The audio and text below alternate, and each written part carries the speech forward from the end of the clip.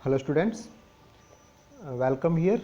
और आज हम मॉलिक्यूलर बायोलॉजी का एक बहुत ही इम्पोर्टेंट टॉपिक डिस्कस करने जा रहे हैं इस वीडियो के अंदर। और इस पर्टिकुलर एक्सपेरिमेंट को, जैसा कि हम इसको सिंपली हर्शे चेज एक्सपेरिमेंट के रूप में जानते हैं, और इसका जो इम्पोर्टेंस है उस इम्पोर्टेंस की अगर हम बात करें तो सबसे पहली बार ये जो चीज़ सामने आई कि जो ऑर्गेनिजम्स होते हैं, जो जीव होते हैं, उन जीवों में जेनेटिक मटेरियल के रूप में जो मॉलिक्यूल काम करता है वो डीएनए होता है। इस चीज़ को इनके जो एक्सपेरिमेंट रहे थे, इन एक्सपेरिमेंट्स के द्वारा ये चीज़ सबसे पहली बार प्रूव हो पाई थी कि डीएनए ही जेनेटिक मटेरियल के रूप में कार्य करता है। एक्चुअल में जब तक कोई चीज़ पता नहीं होती है तब तक उसके बारे में केवल अनुमान लगाया जाता है,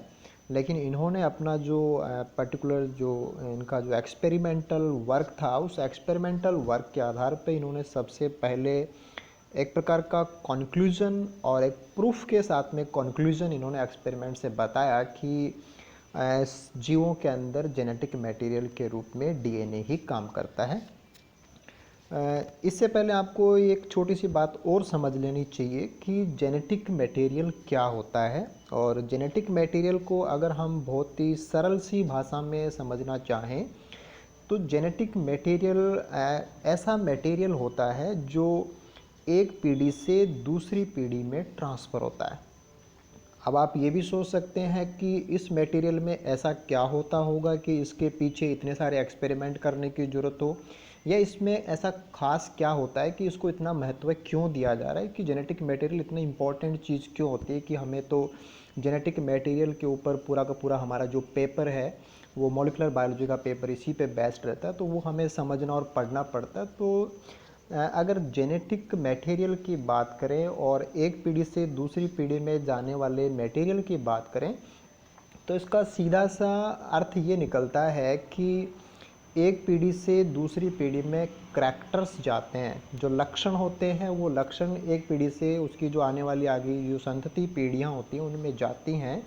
तो लक्षणों को या करैक्टर्स को या फीचर्स को, या आप उनको गुण बोल सकते हैं, संरचना से जुड़ी हो सकती हैं, आंतरिक संरचना से जुड़ी हो सकती हैं, फिजियोलॉजी है, बिहेवियर है, ऐसे बहुत सारे एस्पेक्ट हैं जिनसे जुड़ी हुई जितनी भी इंफॉर्मेशन होती है वो सारी की सारी इंफॉर्मेशन एक पीढ़ी से दूसरी पीढ़ी में जाती है।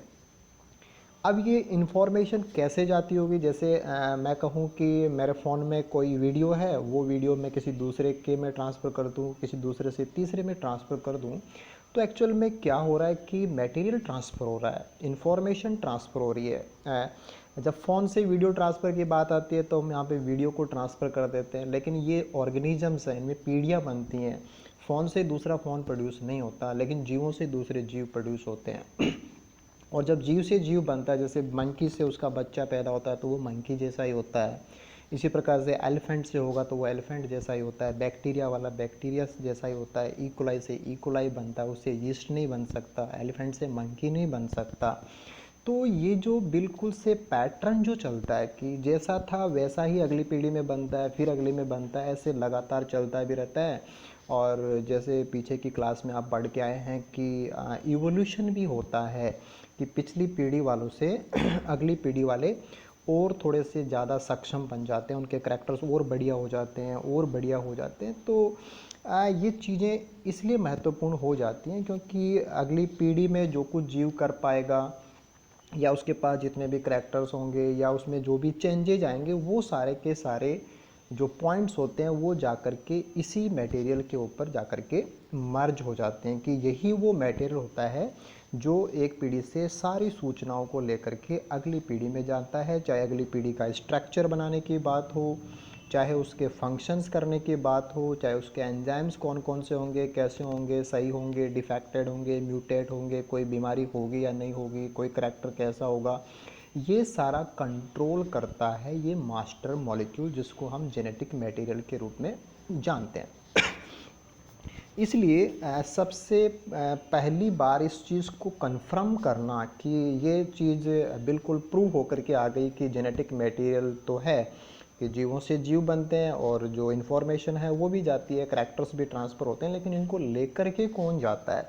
तो लेकर के जाने वाला जो मॉलिक्यूल है वो डीएनए ही होता है। इस चीज़ को कन्फर्म किया था इन दो साइंटिस्ट ने। वन इज़ एल्फ्रेड हर्से और सेकंड इनके साथ में जो को वर्कर थे वो थे मार्था चेस। तो इनको सिंपली हम हर्से एंड चेस के एक्सपेरिमेंट के रूप में जानते हैं। और इनका जो एक्सपेरिमेंटल वर्क था, इसका कंक्लूजन इन्होंने 1952 में पब्लिश कराया था। और 1952 में इनका जो आउटपुट आया था उसी के ऊपर जब ये इन्होंने कंफर्म करके बताया कि जेनेटिक मटेरियल के रूप में डीएनए ही काम करता है, तो उससे इससे ग्रेट इनका जो डिस्कवरी रही थी, या हम कह सकते हैं कि पूरा जो हमारा साइंटिफिक जो नॉलेज है उसमें एक बहुत बड़ा इन्होंने एक चीज़ ला कर के सामने रखी कि हाँ, जेनेटिक मटेरियल के रूप में डीएनए ही काम करता है। तो पूरे साइंस बैकग्राउंड के अंदर या पूरे साइंस सिनेरियो के अंदर एक बहुत बड़ा एक माइलस्टोन मान सकते हैं कि एक मील का पत्थर जैसा इनका काम था कि इन्होंने साबित करके बताया कि जेनेटिक मटेरियल के रूप में डीएनए ही होता है। तो इतने बड़े कंट्रीब्यूशन के लिए और इतने बड़े वर्क के लिए इनको बाद में नोबेल प्राइज़ के द्वारा इनका जो ऑनर है वो भी किया गया। तो 1969 के अंदर इन दोनों को नोबेल प्राइज़ भी दिया गया था। आप एक तो यहाँ से ये चीज़ ध्यान रखेंगे कि ये एक जॉइंट एक्सपेरिमेंट है जो दो अलग अलग साइंटिस्ट हैं, वन इज एल्फ्रेड हर्से और दूसरे इनके साथ में मार्था चेस। जो ऊपर वाले पिक में दिख रहे हैं ये आपके हर्से हैं और नीचे वाले पिक के अंदर मार्था चेस को दिखाया हुआ है। दूसरी बात आप यहाँ से ये भी नोट करेंगे कि इन्होंने ये तो ज़रूर बताया था कि जेनेटिक मटेरियल के रूप में डीएनए ही काम करता है, लेकिन जीव तो बहुत सारे प्रकार के होते हैं। एल्गी भी जीव होते हैं, ब्रायोफाइट भी होते हैं, फंगस भी होते हैं, बैक्टीरिया भी होते हैं, मैमल्स भी होते हैं, रेप्टाइल्स भी होते हैं। तो बहुत सारे प्रकार के जीव होते हैं, लेकिन इन्होंने जो बात बताई थी या जो कन्फर्मेशन बताया था वो था कि वायरसेस के अंदर जेनेटिक मटेरियल डीएनए ही होता है। तो आप ऐसे भी ध्यान रखेंगे कि ये डीएनए के रूप में ही जेनेटिक मटेरियल होता है, ये हर से चीज़ नहीं बताया था।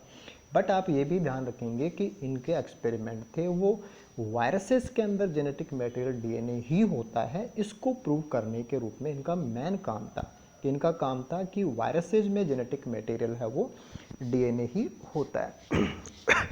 अब हम बात करते हैं कि इनको वायरस ही क्यों पसंद आए, या जिस समय पे इन्होंने काम किया था 1952 में, तो ये बैक्टीरिया पे भी कर सकते थे, ये किसी एलिफेंट पे भी कर लेते, इन्होंने वायरस को ही क्यों चुना?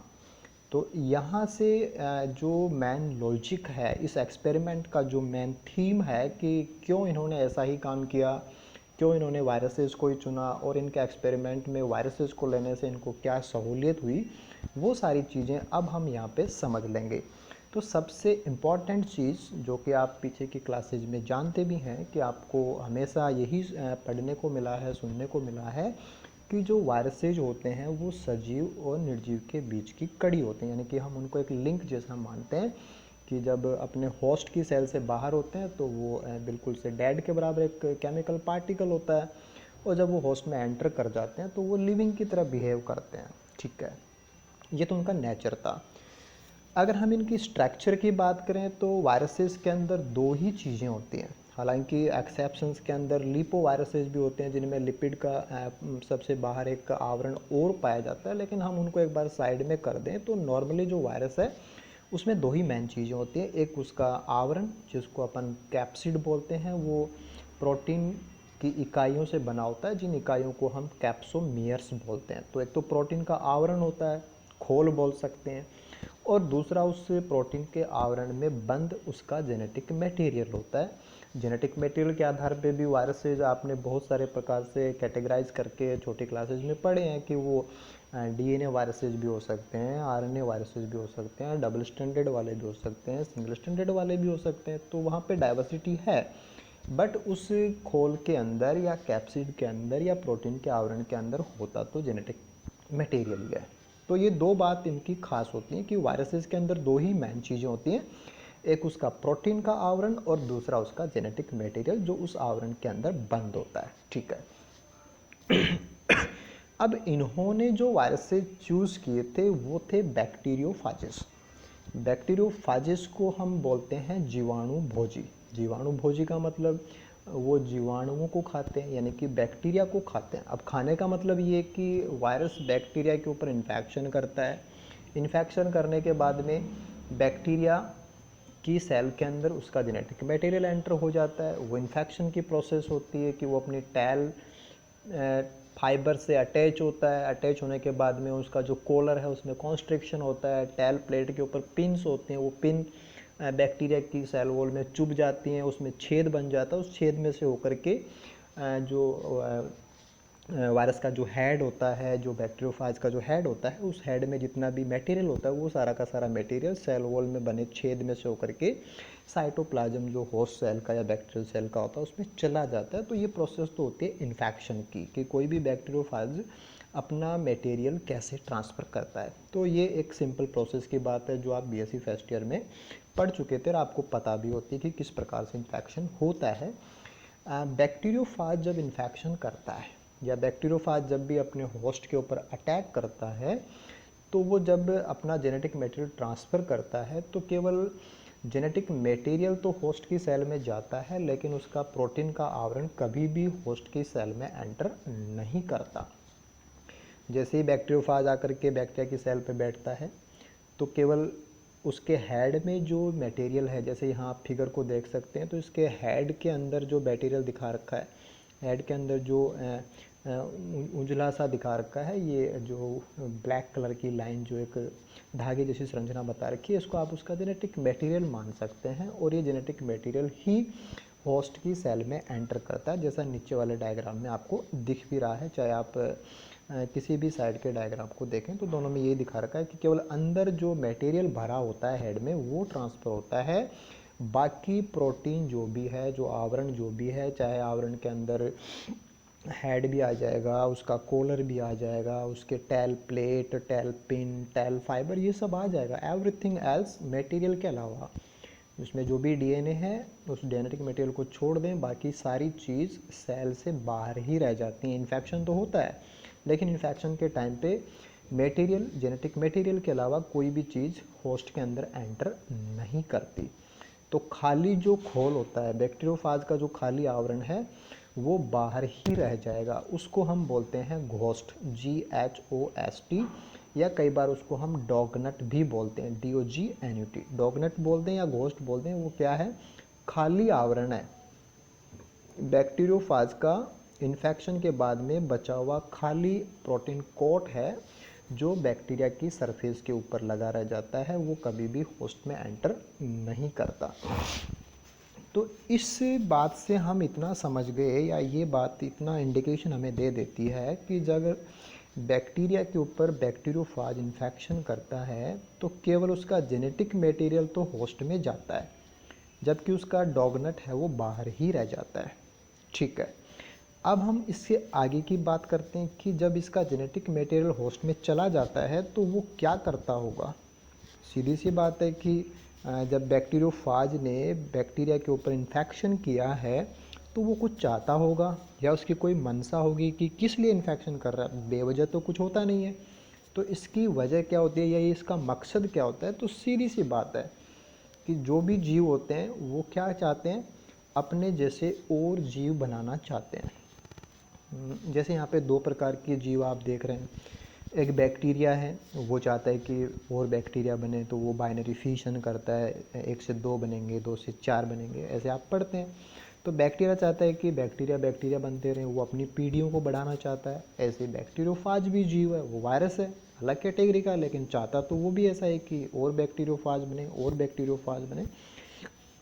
तो सभी जीव अपना नंबर बढ़ाना चाहते हैं। अब यह है कि यहाँ पे बैक्टीरिया हल्का पड़ गया और बैक्टीरियोफाज उसके ऊपर अटैक करता है। जैसे कोई आपके ऊपर अटैक करे तो अटैक करने वाला ही भारी पड़ेगा ना, जिस पे अटैक होता है वो तो कमज़ोर पड़ जाता है। तो ऐसे ही बैक्टीरिया है वो यहाँ पे कमज़ोर है बेचारा, क्योंकि बैक्टीरियोफाज उसके ऊपर अटैक भी कर रहा है, इन्फेक्शन भी कर रहा है, अपनी चीज़ों को उसमें डाल भी रहा है और अपना मटेरियल डाल रहा है। और जेनेटिक मटेरियल ही वो चीज़ है जो सारे के सारे जो फंक्शंस है वो करवा सकती है। तो जैसे ही इन्फेक्शन होगा बैक्टीरियोफाज का जेनेटिक मटेरियल जैसे ही एंटर होता है एंटर होने के बाद में उसका रेप्लिकेशन भी होता है, वायरल जो भी डीएनए आया है उसके ट्रांसक्रिप्शन से और प्रोटीन भी बनते हैं। तो कहने का मतलब ये है कि इन्फेक्शन के बाद में होस्ट की सेल में बहुत सारे बैक्टीरियोफाजेज बनते हैं, यानी कि बैक्टीरियोफाज के अगली पीढ़ी के जो प्रोजेनी हैं वो बनना चालू हो जाते हैं। यानी कि आप सिंपली ये कह सकते हैं कि जब अटैक बैक्टीरियोफाज करेगा तो वो बैक्टीरिया की सेल के अंदर अपना डीएनए इंसर्ट कर देगा और फिर वो डीएनए वहाँ जा कर के नए बैक्टीरियोफाजेस बनाने लग जाते हैं, यानी कि नए बैक्टीरियोफाजेस बनते हैं। और जब खूब सारे फाजेस इस बैक्टीरियल सेल में बन जाएंगे तो बाद में सेल फट जाती है, उसको आप लाइटिक साइकिल के रूप में जानते हैं, और बाद में नए फाजेस जो भी बने थे वो इसमें से निकल करके बाहर आ जाते हैं। तो यहाँ से ये बात समझ में आ गई कि जब इसका डीएनए होस्ट में एंटर करता है तो वो अंदर जा कर के जिसने इन्फेक्शन किया था वैसे खूब सारे बैक्टीरियोफाज बनाता है, राइट। यानी कि अगली पीढ़ी के बैक्टीरियोफाजेस कहाँ बनेंगे? बैक्टीरिया की सेल के अंदर बनेंगे। कब बनेंगे? इन्फेक्शन के बाद में बनेंगे, राइट। ये दो चीज़ हमें समझ लेनी है कि जब इन्फेक्शन होता है तो आवरण बाहर रह जाता है, डॉगनट बोलते हैं, वो कभी भी अंदर नहीं जाता, पहली बात। दूसरी बात, जब इन्फेक्शन हो जाता है तो अंदर जो भी गया वो मटेरियल क्या करता है? नए फाज बनाता है। नए फाज में क्या क्या होगा? जेनेटिक मटेरियल भी होगा और उसमें उसका कोट भी होगा। कोट एंटर नहीं करता है लेकिन अंदर जाने के बाद में डीएनए उस कोट के लिए जो भी प्रोटीन्स होते हैं उनको होस्ट की मशीनरी से बनवा लेता है और नए फाज बन कर के ही लाइसिस के बाद में बाहर आते हैं। ये एक सिंपल प्रोसेस की बातें रही कि जब इन्फेक्शन होता है तो डॉगनेट बाहर रह गया और मटेरियल से वापस नए फाजेस बन जाते हैं। इस चीज़ का सबसे बड़ा इम्पोर्टेंस इनकी एक्सपेरिमेंटल वर्क में ये रहा कि इनके पास ये चीज़ बहुत ज़्यादा सहूलियत जैसी हो गई कि जिन जीवों को इन्होंने यूज़ किया, जैसे बैक्टीरियोफाजेस को इन्होंने यूज़ किया, तो वो बैक्टीरियोफाजेज इस प्रकार के ऑर्गेनिज्म हो गए कि उनमें केवल दो ही चीज़ें हैं। एक तो उनमें है प्रोटीन और दूसरा उनके अंदर है उनका डीएनए। तो दो ही चीज़ें हैं, तीसरी चीज़ इनके पास नहीं होती है। अब इसके बाद में एक और ख़ास बात होती है जो मॉलिक्यूलर बायोलॉजी के अकॉर्डिंग या जो बायोकेमिस्ट्री है उसके अकॉर्डिंग आपको पता होने चाहिए कि प्रोटीन बना होता है अमीनो एसिड से और डीएनए बना होता है डीऑक्सी राइबो न्यूक्लियोटाइड ट्राइफॉस्फेट से, कि उसकी भी इकाइयाँ होती हैं, डीएनए की भी इकाइयाँ होती हैं न्यूक्लियोटाइड ट्राइफॉस्फेट्स, और प्रोटीन की भी इकाइयाँ होती हैं अमीनो एसिड्स, ठीक है।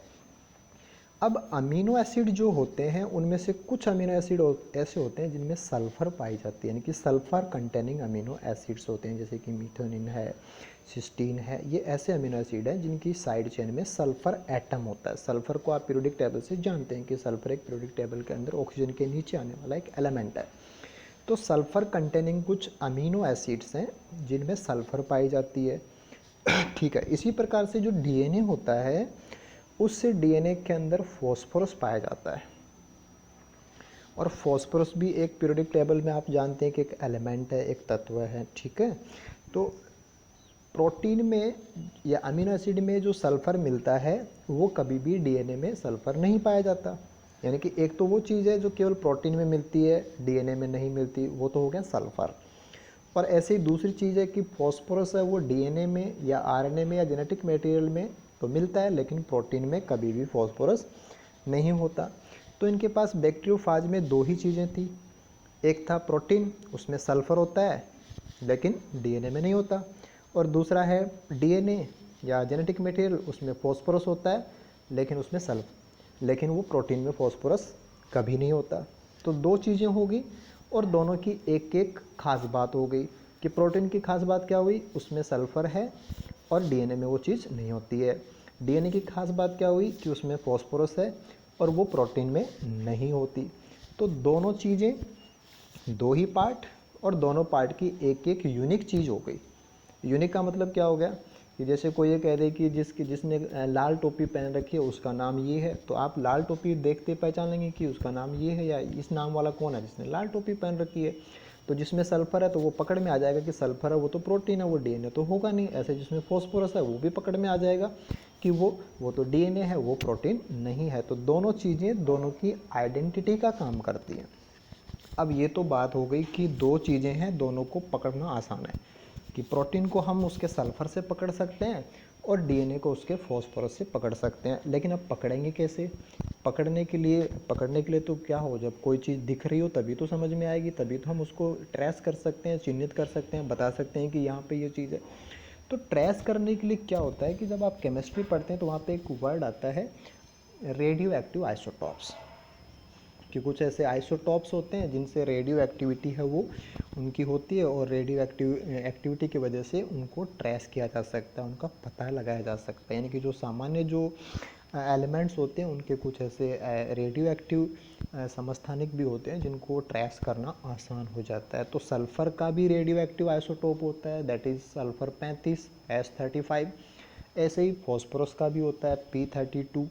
तो दोनों ही चीज़, सल्फ़र को का भी हमारे पास ऑप्शन है कि उसमें रेडियो एक्टिव वाला सल्फ़र होता है S35 जिसको ढूंढा जा सकता है। ऐसे फॉस्फोरस का भी है रेडियो एक्टिव P32, उसको ढूंढा जा सकता है। यानी कि जहाँ भी S35 है वो चीज़ रेडियो एक्टिविटी के द्वारा हमें पकड़ में आ जाएगी, हम उसको ढूंढ सकते हैं कि कहाँ पे है। ऐसे ही जहाँ पे फॉस्फोरस है तो P32 से हम उसको पकड़ सकते हैं कि वो कहाँ पे है। तो अब ये बात यहाँ जाकर के आपको इतना समझ में आ जाना चाहिए कि इन्होंने बैक्टीरियोफाज को लिया, क्योंकि उसमें दो ही चीज़ें हैं। पहली बात, दोनों चीज़ें भी ऐसी हैं जिनको पकड़ना आसान है, कि एक जो प्रोटीन में है वो डीएनए में नहीं है, जो डीएनए में है वो प्रोटीन में नहीं है। अब दोनों के ही आपके पास आइसोटोप्स भी हैं, कि फॉस्फोरस का भी आइसोटोपिक वर्जन है कि P32 ले लो, सल्फ़र का भी है कि आप S35 ले लो। तो इन्होंने अपने एक्सपेरिमेंट के अंदर एक खास बैक्टीरियोफाज का इस्तेमाल किया था जिसको अपन T2 बैक्टीरियोफाजेस के नाम से जानते हैं। तो T2 बैक्टीरियोफाजेज इन्होंने जो लिए थे, उन T2 बैक्टीरियोफाजेस का इन्होंने स्पेसिफिक उनका जो कल्चर कराया था, कल्चर कराने का मतलब जब उनको ग्रो कराते हैं तो ग्रो कराते समय उनको जो मीडियम दिया गया था, उस मीडियम के अंदर जो उनकी फीडिंग की गई उस फीडिंग को इन्होंने इस प्रकार से रखा कि उनके अंदर जो फॉस्फोरस था वो तो था लेबल्ड P32 वाला, और उनके अंदर जो सल्फ़र था वो था लेबल्ड S35 वाला। यानी कि उन्होंने, जैसे कि आप इस डायग्राम में देख सकते हैं कि इसका जो राइट हैंड साइड जो डीएनए हेलिक्स की साइड में है उधर तो फॉस्फोरस लेबल्ड डीएनए दिखा रखा है कि इनके डीएनए के अंदर फॉस्फोरस था, ऐसे बैक्टीरियोफाजेज हैं। और लेफ्ट हैंड साइड के अंदर जिधर इन साइंटिस्ट का फोटो लगा है उधर आप देख सकते हैं कि सल्फर लेबल्ड प्रोटीन है। वो इन्होंने ऐसे बैक्टीरियोफाजेस की दो प्रकार के फाजेस बनाए, एक जिनका डीएनए रेडियो एक्टिव फॉस्फोरस वाला है वो ग्रीन कलर से दिखा दिया, एक वो जिनके कोट की प्रोटीन में जो सल्फर है वो लेबल्ड वाला है वो रेड कलर से दिखा दिया। अब इन्होंने अपना एक्सपेरिमेंट जो किया उसमें इन्होंने इन बैक्टीरियोफाजेस को इनके होस्ट दिए, यानी कि जो होस्ट सेल्स हैं वो इनको प्रोवाइड कराई। प्रोवाइड कराने पे क्या होता है कि जैसे ही बैक्टीरियोफाजेस को आप उसका होस्ट देंगे तो वो उसके ऊपर अटैचमेंट करेगा, इन्फेक्शन करेगा, और इन्फेक्शन की प्रोसेस पूरी होती है। तो अगर हम पहले रेड कलर वालों को एक बार समझें तो वहाँ पे क्या हो रहा है कि बैक्टीरियोफाज का हमने कोट कलर्ड कर रखा है, यानी कि कोट में जो सल्फर है वो लेबल्ड ले रखा है। जब उसका इन्फेक्शन कराया गया उसके इन्फेक्शन के बाद में जेनेटिक मटेरियल अंदर चला गया, जेनेटिक मटेरियल जाने के बाद में वो नए फाजेस बना देगा। अब नए फाजेस जो बनेंगे उन नए फाजेस को, सेल को अगर हम लाइसिस कर दें, सेल की मेम्ब्रेन को हम तोड़ दें तो इसमें जो भी नया बना है वो सब बाहर आ जाएगा, और उसको सेंट्रीफ्यूज करके हम अलग निकाल सकते हैं, और उनको ट्रेस किया जा सकता है, कि उनको जांच किया जा सकता है कि उसके अंदर कोई रेडियो एक्टिव चीज़ है या नहीं है।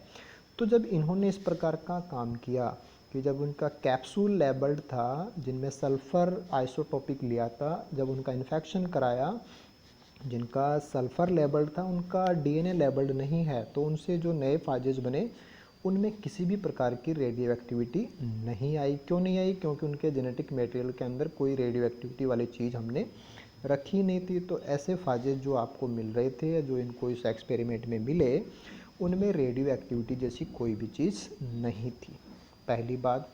अब हम उन फाजेस को देखते हैं जिनका डीएनए लेबल्ड था, यानी कि दूसरी साइड में ग्रीन कलर से जो दिखा रखा है उसकी बात करते हैं। जब इनका इन्फेक्शन कराया गया तो जेनेटिक मटेरियल अंदर जाता है, डेफिनेटली उसी प्रकार से ये भी गया और डॉगनट बाहर रह जाता है। लेकिन अंदर जो डीएनए गया, जब उसका रेप्लिकेशन होगा, जब उससे नए डीएनए बनेंगे, तो उसके अंदर भी जो लेबलिंग है वो नए फाजेस के अंदर हमें रेडियो एक्टिविटी डीएनए वाली दिख जाती है। यानी कि दो काम किए गए। एक ऐसे बैक्टीरियोफाज जिनका कवर लेबल्ड था, उनका इन्फेक्शन कराया तो नए फाजेज में कोई एक्टिविटी नहीं थी, लेकिन जिनका डीएनए लेबल्ड था उनकी प्रोजेनी को देखा तो उनके अंदर एक्टिविटी, रेडियो एक्टिविटी थी, वो आई थी। तो अब यहाँ से इन्होंने ये चीज़ साबित कर दी, इनको ये कंफर्मेशन यहाँ से मिल गया कि वो चीज़ जो बाहर ही रह जाती है, अगर आपने उसको लेबल किया तो आने वाली पीढ़ी में लेबल नहीं मिलता, जैसा रेड वाली साइड से समझ में आता है। और अगर आपने उस चीज़ को लेबल किया जो अंदर जाती है, तो आपको अगली फाजिस के अंदर भी वो लेबल मिल जाता है, जैसा कि ग्रीन वाली लाइन से आपको समझ में आता है। यानी कि जब बाहर रह जाती है, उस चीज़ को लेबल किया तो वो अगली पीढ़ी में ट्रांसफ़र नहीं होता, वो जो भी चीज़ है। तो यहाँ जो चीज़ थी बाहर रह गई, वो होता है डॉगनट। डॉगनट होता है प्रोटीन, यानी कि प्रोटीन कभी भी अगली पीढ़ी में ट्रांसफ़र नहीं होता, वो तो बाहर ही रह जाता है। लेकिन अगर अंदर वाले फॉस्फोरस को लेबल कर दिया तो फिर नए फाजेस के अंदर भी हमें एक्टिविटी या रेडियो एक्टिविटी मिल जाती है। इसका मतलब जो चीज़ अंदर जाती है वो थी जिसमें फॉस्फोरस होता है, क्योंकि सल्फ़र वाली तो गई नहीं। सल्फ़र वाली जाती तो हमें रेड वाली लाइन में भी एक्टिविटी मिलती, लेकिन वो तो नहीं था। लेकिन जब हम ग्रीन वाले को फॉलो करते हैं तो हमें पता लग रहा है कि जो चीज़ अंदर गई उसमें अगर फॉस्फोरस है तो हमें एक्टिविटी अगली पीढ़ी के अंदर भी मिल जाती है। तो यहाँ से वो कंक्लूजन इन्होंने निकाल के दिया कि जो चीज़ अंदर जाती है उसमें फॉस्फोरस होता है, ना कि उसमें सल्फ़र होता है। अब इस चीज़ को हम समझ सकते हैं कि जिस चीज़ में फॉस्फोरस होता है लेकिन सल्फ़र नहीं होता, दैट इज़ डीएनए। यानी कि जो अंदर जाता है या अगली पीढ़ी के लिए जो काम करता है या अगली पीढ़ी में जो ट्रांसफ़र होता है, दैट इज़ डीएनए। तो इन्होंने जो अपना एक्सपेरिमेंट किया, उस एक्सपेरिमेंट से इनका जो कंक्लूजन निकल कर के आया था, वो कंक्लूजन ये था कि बैक्टीरियोफाजिस के ऊपर बेस्ड इनका जो एक्सपेरिमेंट था, उसे इन्होंने ये साबित कर दिया, ये प्रूव कर दिया कि जो सल्फ़र कंटेनिंग चीज़ें हैं वो कभी भी अगली पीढ़ी में नहीं जाती। यानी कि इनके कहने का मतलब ये था कि प्रोटीन कभी भी अगली पीढ़ी में नहीं जाता। तो हम ये कह सकते हैं कि प्रोटीन जेनेटिक मटेरियल नहीं होता। लेकिन फिर उन्होंने ये बताया कि जो अगली पीढ़ी में जाता है वो तो फॉस्फोरस कंटेनिंग है, यानी कि जेनेटिक मटेरियल फॉस्फोरस कंटेनिंग है। यानी कि हम कह सकते हैं कि जो डीएनए है, फॉस्फोरस तो उसी में होता है, प्रोटीन में तो होता नहीं है। इन्होंने तो दो ही चीज़ ली थी, एक तो था प्रोटीन, एक था डीएनए। तो जिसमें फॉस्फोरस है वो तो डीएनए था, तो डीएनए वाली चीज़ अगली पीढ़ी में जाती है, यानी कि फॉस्फोरस वाली चीज़ अगली पीढ़ी में जाती है। तो ये इनका एक बहुत बड़ा जो सोसाइटी को कंट्रीब्यूशन था कि एक ऐसा इन्होंने फंडामेंटल ऐसी खोज थी कि जिससे पूरा का पूरा जो कंक्लूजन था लिविंग वर्ल्ड का, वो सब आ गया कि हम देख सकते हैं कि जेनेटिक मटेरियल के रूप में जो डीएनए है वो काम करता है। तो this is the man experiment, जिनको हम हर्शे चेज एक्सपेरिमेंट के रूप में जानते हैं, कि इन्होंने एक बहुत ही इम्पोर्टेंट एक्सपेरिमेंट के द्वारा, जहाँ पे इन्होंने T2 बैक्टीरियोफाजिस को लेकर के ये प्रूव किया कि जो वायरसेस के अंदर जो मटेरियल है, that is DNA is the genetic material. बाद में ये भी कंफर्म हो गया कि यही जेनेटिक मटेरियल बाकी जीवों के अंदर भी काम करता है। बाद में जब फर्दर एक्सपेरिमेंट्स और होते रहे और स्टडी होती रही, तो हमें पता लगा कि डीएनए की जगह आरएनए भी कुछ वायरसेस के अंदर एज जेनेटिक मटेरियल काम करता है। तो आप यहाँ जो भी बातें आपको बताएगी कि आप हर पॉइंट को क्लियर करेंगे कि इन्होंने बैक्टीरियोफाजिस को क्यों लिया, बैक्टीरियोफाजिस को लेने के पीछे इनके लॉजिक क्या थे, प्रोटीन्स कोड का क्या मतलब है, जेनेटिक मटेरियल का क्या मतलब है, डॉगनट हम किसे कहते हैं, इन्फेक्शन कैसे होता है, नए फाजिस कैसे बनते, और इन्होंने कैसे प्रूव किया और कौन से आइसोटॉप्स इन्होंने लिए थे और इनका कंक्लूजन क्या निकल कर के आता है। तो आप इस वीडियो की सहायता से आई होप ये सारी बातें समझे होंगे, और इस वीडियो को दोबारा से देख करके आप सारी जो भी बातें हैं जैसी आपको समझ में आई हैं, उसके आधार पे आप पर्टिकुलर अपने जो नोट्स हैं उनको भी तैयार करेंगे। साथ में जो आपके पास बुक्स हैं, उन बुक्स को लेकर के भी आप फर्दर जो भी इम्प्रूवमेंट कर सकते हैं, उसके बाद में अपने प्रॉपर नोट्स हैं वो ज़रूर से तैयार करेंगे। और एग्ज़ाम के पॉइंट ऑफ व्यू से काफ़ी अच्छा एक टॉपिक हो जाता है, इसलिए आप इसको बहुत ही सीरियसनेस के साथ में तैयार करेंगे। तो okay then, thank you so much.